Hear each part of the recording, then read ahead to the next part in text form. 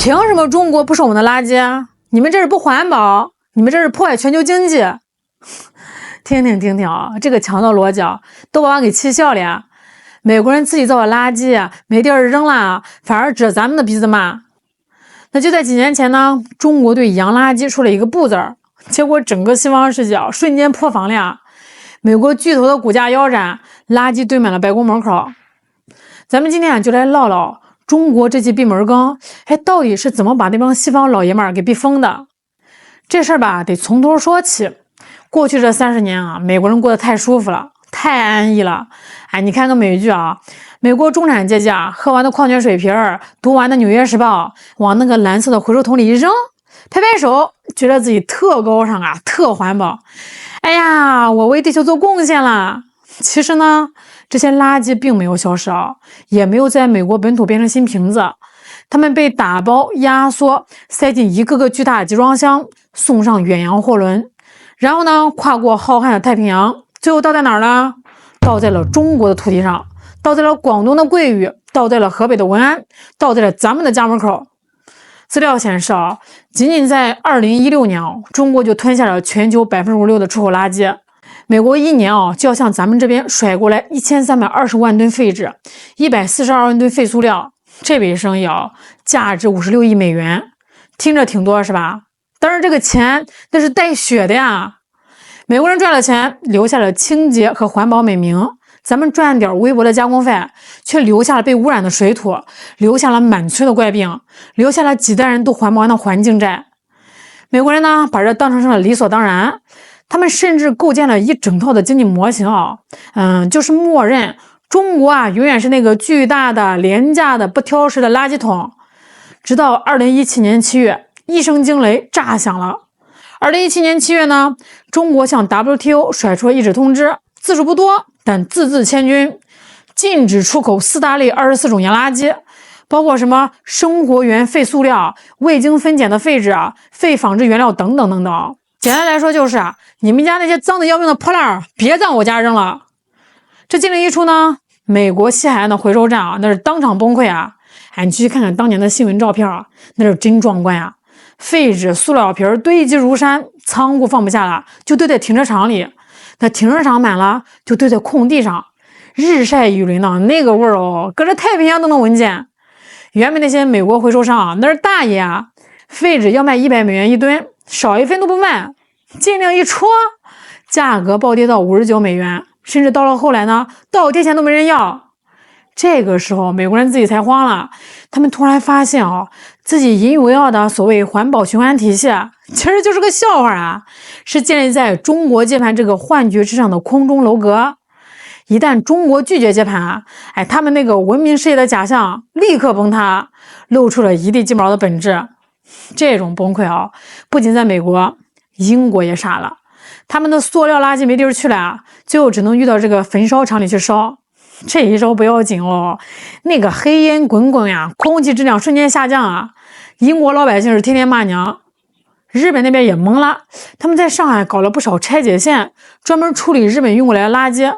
禁令一出呢，这些线被迫撤回。可是日本本土那点地哪有什么处理能力只能砸钱建厂。但那是远水解不了近火，垃圾已经堆到这个东京湾了。更讽刺的是这里面还有个运输成本的笑话。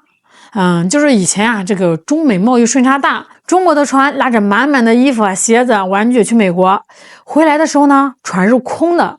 美国人一看这空着也是空着呀，不如就拉点垃圾回去吧。所以那个时候从洛杉矶把这个垃圾运到上海，运费是便宜的惊人只要400美元一个柜子。这就是为什么美国人宁愿把这个垃圾运过太平洋，也不愿意自己在本土处理，因为太便宜了那现在呢，中国不收了，他们想运到东南亚去对不起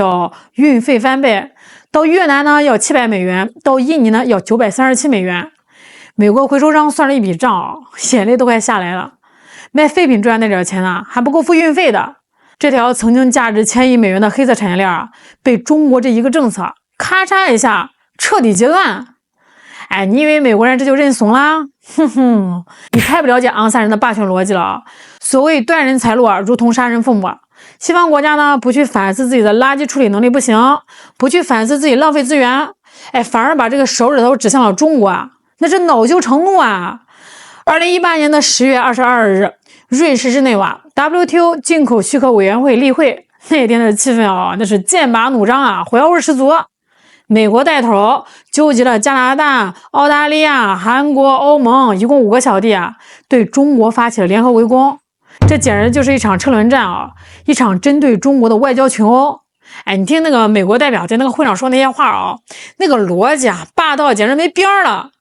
美国代表拍着桌子说，中国限制进口废料，打乱了全球供应链，造成了巨大的经济损失。你们这是贸易保护主义，你们必须提高透明度，必须改正。你们不收垃圾，我们的垃圾往哪放？这不环保。呦喂，翻译一下美国人的意思就是我是负责吃肉喝酒的，你是负责刷盘子洗碗倒泔水的。但现在你不给我倒泔水了，导致我家臭了，这就是你的错。我不处理，你必须接着收，这是你的义务。这叫什么逻辑这就是典型的霸权逻辑在他们的认知里全球分工呢是固定的，他们享受高端产业链，享受廉价的商品，享受清洁的环境。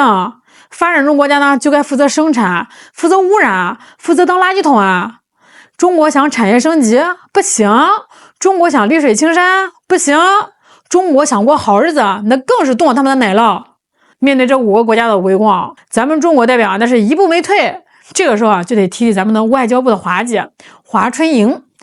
华姐那话说的掷地有声，直接怼到他们的肺管子上。这是中国政府根据国际法享有的权利。意思就是我家大门常打开，但这个大门让进什么不让进什么，那是我自家说了算，轮不到你们指手画脚。而且咱们不光是嘴上硬手上更狠中国海关直接开启了蓝天2018专项行动，那是雷霆出击广东分署呢甚至动用了无人机高科技监控系统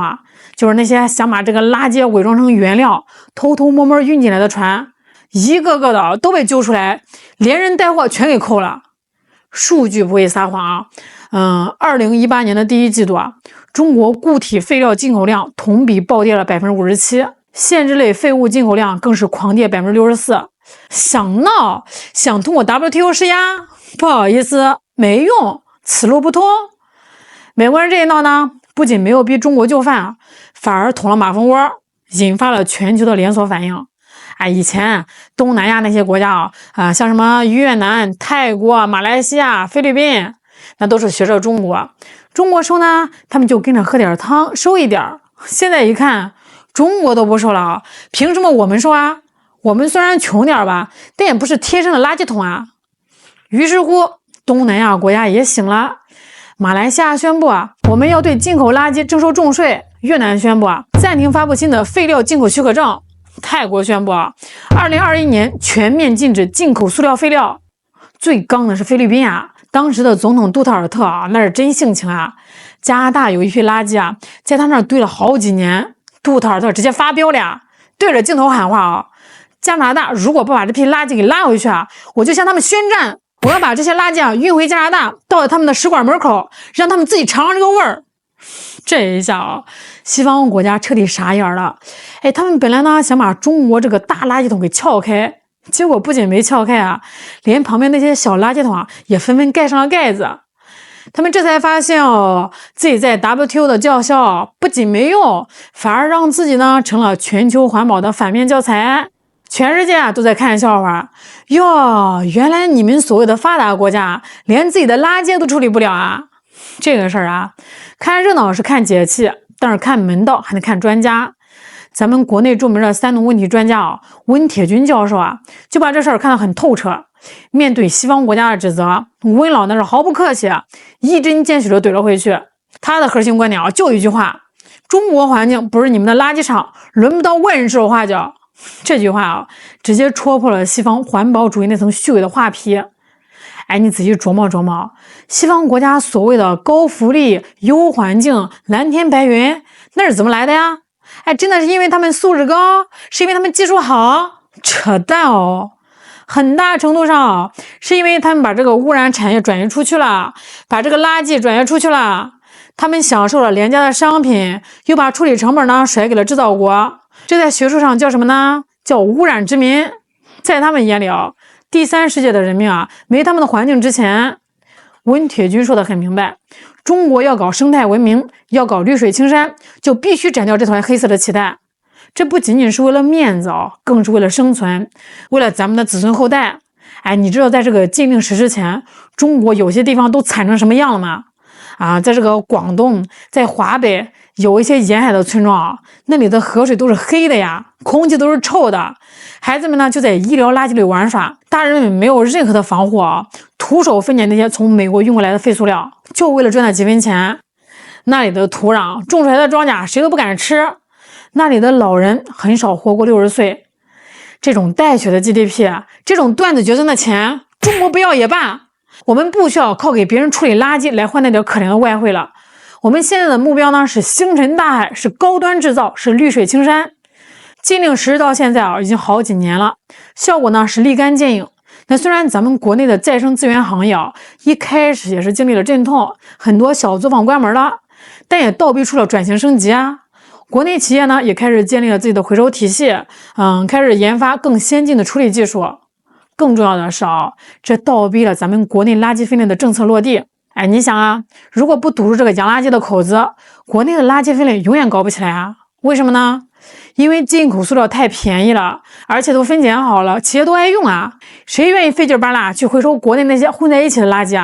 那现在这个口子堵死了，企业没米下锅了，自然呢就得回头看看国内，自然就得把国内的垃圾回收体系给建立起来。如今呢，中国正在重塑全球固废治理的格局，